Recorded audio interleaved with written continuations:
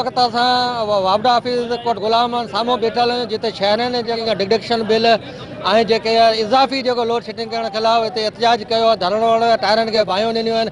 शहरनि जो इहो चवणु आहे त वापडा हेस्को अमलदार लाइट चोरी त कराए थी, पर शहर कोट गुलाम में जेको आहे उहो इज़ाफ़ी लोड शेडिंग कराए थी, जंहिं सां मच्छरनि जो आधार आहे, जेके शहरी परेशान आहिनि। उन हवाले सां हिते जेके शहरी आहिनि उन्हनि सां राब्तो करूं था, त हुनजो छा चवणु आहे? नाइंसाफ़ी आहे वापडा जी। हाणे फीडर 2 करे असांखे 12 कलाक लोड शेडिंग कई पई वञे। हाणे शहर खे बि ॿिनि हिसनि में विरायो आहे। असांजो मुतालबो त 8 कलाक हिकिड़े फीडर ते 12 बि 8 कलाक भी लोड शेडिंग छो? जॾहिं असांजी रिकवरी 100% आहे त असांजी 8 कलाक लोड शेडिंग छो? हम कोई भी खिलाफ कानून मुतालबा नहीं है। हम ये कह रहे हैं कि जो ऑफिशियल हेस्को की वेबसाइट के ऊपर हमारी लोड शेडिंग है 3 घंटे, जब हमारी रिकवरी 100% है, तो फिर 12 घंटे या 8 घंटे लोड शेडिंग किस बात की हो रही है? ये जुल्म नहीं है क्या? शहर जा रहवासी आहिनि सभु जेके मुतासिर आहिनि वापडा जी ॾाढियनि जा ॾाढ जेकी वापडा जी आहिनि, हिन में इहो आहे त सभ खां पहिरीं असांजी रिकवरी 100% आहे, त हिते 12 ऐं 8 कलाक लोड शेडिंग कई पई वञे।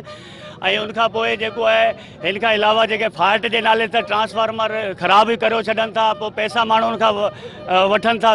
जी नाज़रीन, शहरनि जो चवणु आहे जेसिताईं असांजा जायज़ मुतालबा मञिया न विया तेसिताईं धरणो जारी रहंदो।